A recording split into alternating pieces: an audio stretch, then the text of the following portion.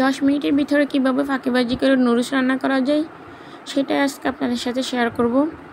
Hello guys, আসসালামু আলাইকুম। সবাই কেমন আছেন? আলহামদুলিল্লাহ, আমি ভালো আছি। একটা ফ্রাই প্যান বসিয়ে একটু তেল দিয়ে দিলাম। অফ ক্যামেরায় কাঁচামরিচ, টমেটো, পেঁয়াজ, ধনেপাতা কেটে নিলাম। এরপর তেল গরম হয়ে গেলে পেঁয়াজগুলো দিয়ে দিব। তারপর একটু ভেজে নিব। ভেজে নেওয়ার পর এখানে কাঁচামরিচ অ্যাড করে দিব। তারপর একটু ভেজে নিব। তারপরে টমেটো অ্যাড করে দিব।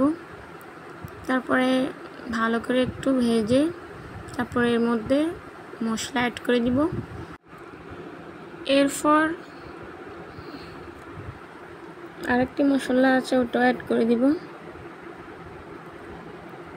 তারপর একটু ভেজে নাড়াচাড়া করে এর মধ্যে একটা ডিম দিয়ে দিব।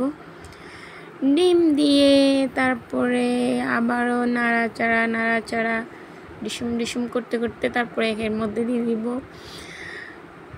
নুডলস দেওয়ার পরে আবার নেড়ে নিব একটু কিছুক্ষণ, 5-10 সেকেন্ড। তারপরে এর মধ্যে পানি অ্যাড করে দিব পরিমাণ মতো। তো একটু নেড়ে ছেড়ে ভালো করে মিডিয়াম চুলার আঁচ মিডিয়ামে দিয়ে দিব সিদ্ধ হওয়ার জন্য নুডলসগুলা।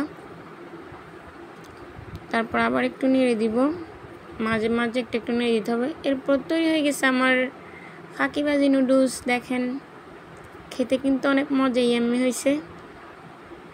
আপনারা আবার বলবেন নিজে বানাইছে, ইয়াম্মি তো হয়েছে বলবেন না, আমরা কি জানি নাকি কেমন হয়েছে। আসলে সিরিয়াসলি অনেক মজা হয়েছে, কি বলবো।